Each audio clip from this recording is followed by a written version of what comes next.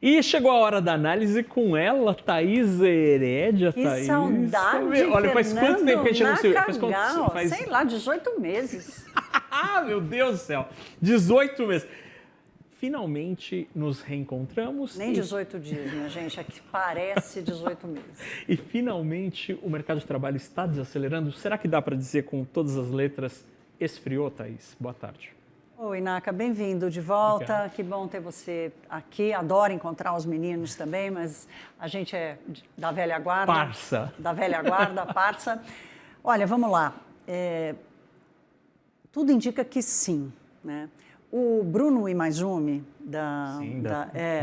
que é um ótimo analista. Exatamente, da Foreign Intelligence, ele é um dos caras que mais acompanha o mercado de trabalho no Brasil.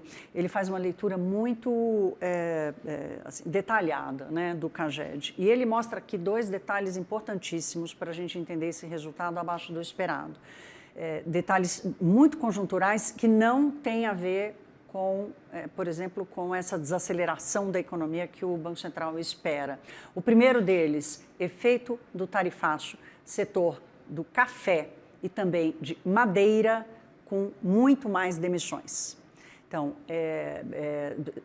especificamente, a subclasse cultivo de café perdeu mais de 10 mil postos, uma diferença de 8.500 em agosto do ano passado, então tem mais, então tem uma destruição líquida aí de vagas no setor de cultivo de café e no setor de madeira, nas áreas de serraria e indústria, a mesma coisa, uma perda de fôlego. Então, já estamos colhendo, portanto, dados concretos de efeitos muito setoriais, né? Não é um efeito total na economia, muito setorial do tarifaço de Donald Trump, que impôs tarifas de 50% para vários setores, entre eles do café e também o madeireiro. Esse é um ponto. O segundo ponto que o Bruno chama a atenção é que este agosto teve um dia útil a menos do que agosto de 2024, e 2 dias a menos do que 23. Isso, gente, é super importante, porque em um dia são criadas e perdidas, né? Há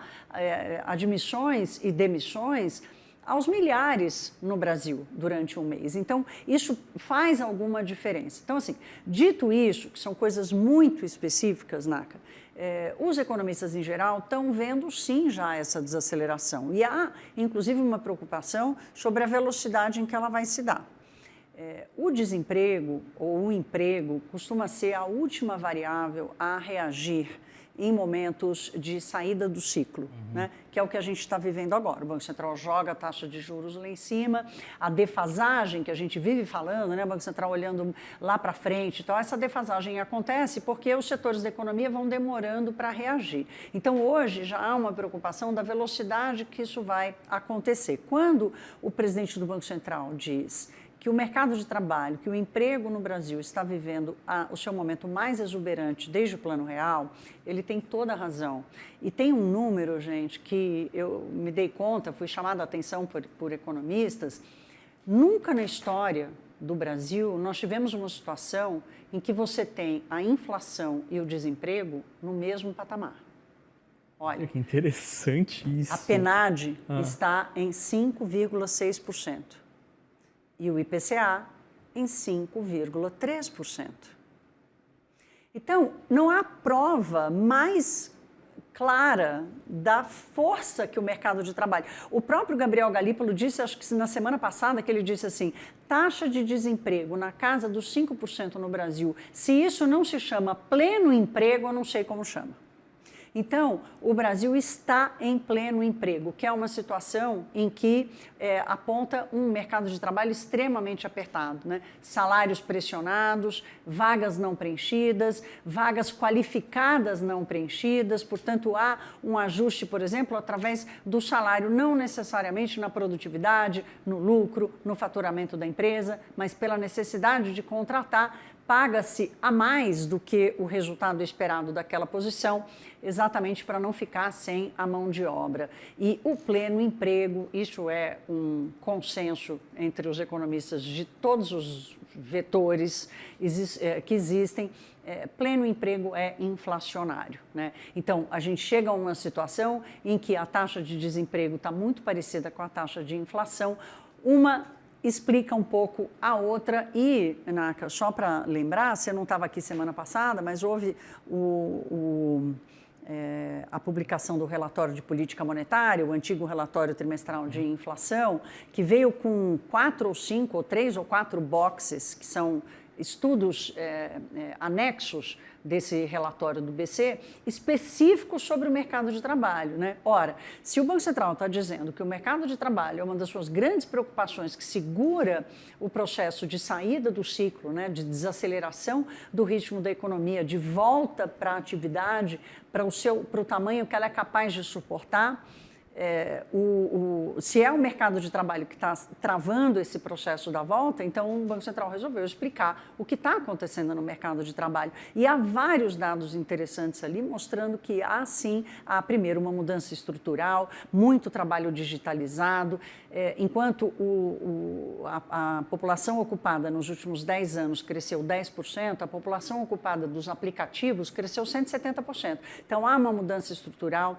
há uma mudança regulatória também, legal, as empresas estão mais corajosas para ter um emprego formal. Então, há toda uma mudança estrutural, Naka, que diz que o mercado de trabalho no Brasil está fortíssimo, em algum momento ele vai responder sim à política monetária, talvez esse processo já esteja em evolução sim, o dado do CAGED agora é mais uma prova de que esse caminho já começou. Mas se a gente tem, então, um mercado de trabalho que perde força, mas ele continua sendo líquido na criação de vagas, né? Então, em tese, você tem ainda potencialmente um aumento da base de consumo, da renda disponível e, portanto, da demanda. E no ano que vem, a gente vai ter as eleições. Isso gera um fator ali de incerteza não desprezível. Será que juntando essas duas coisas, de um lado o mercado de trabalho, portanto demanda ainda muito resiliente, ainda que esteja perdendo força, mas continua no positivo, o sinal é mais. Muito, sinal é mais. E do outro lado, esta incerteza com relação às eleições, será que a gente pode ter um adiamento do momento de corte, porque o Banco Central não estará confortável em, sei lá, em 90 dias diante do que a gente tem agora? Será que muda tão profundamente a ponto dele começar a cortar o juro no comecinho do ano que vem? Ou será que... Porque hoje, por exemplo, o Galip foi muito duro nas palavras, né? Então, ele tem sido, né? Ele foi muito duro. Olha, a única posição confortável que o Banco Central diz estar é no que ele decidiu até agora. Esperar.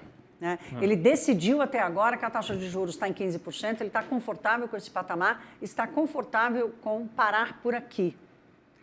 A não ser que os dados mostrem que ele vai precisar tomar outra direção para cima ou para baixo, né? Essas duas vias continuam sendo possíveis, assim, só para a gente não descartar nenhum lado nenhum outro. Assim, vai depender muito dessa velocidade. O que tem acontecido nesses últimos dias, que é interessante, porque outra coisa que o Banco Central fez na semana passada no relatório de política monetária foi revisar para baixo a expectativa de crescimento do PIB. De 2,1% para 2% este ano e para 1,5% no ano que vem. Você pega a pesquisa Firmus, que é essa pesquisa nova que o Banco Central está fazendo, né, para tentar ampliar a base de dados de captura da expectativa dos agentes econômicos, não só do setor financeiro, mas também do setor real da economia. A expectativa para o crescimento da economia do ano que vem ainda está muito mais perto de 2%, mas a barrinha do 1,5% começou a crescer. E a mesma coisa para este ano. E o que eu estou vendo dos economistas com quem eu conversei hoje é que começa a aparecer um certo sentimento de que talvez a gente vai precisar revisar para baixo o crescimento do PIB. Então, a depender de como a economia vai responder nesse último trimestre do ano, é que a gente vai saber agora. O Banco Central, pela política monetária, pelo modelo, pelos números, na hora que joga tudo no liquidificador, sai o quê? Sai redução de juros no ano que vem. Agora, a grande pergunta que fica, que vai determinar exatamente se haverá espaço e qual o tamanho desse espaço, é como é que o governo vai reagir. Se vai acelerar no gasto, ou não.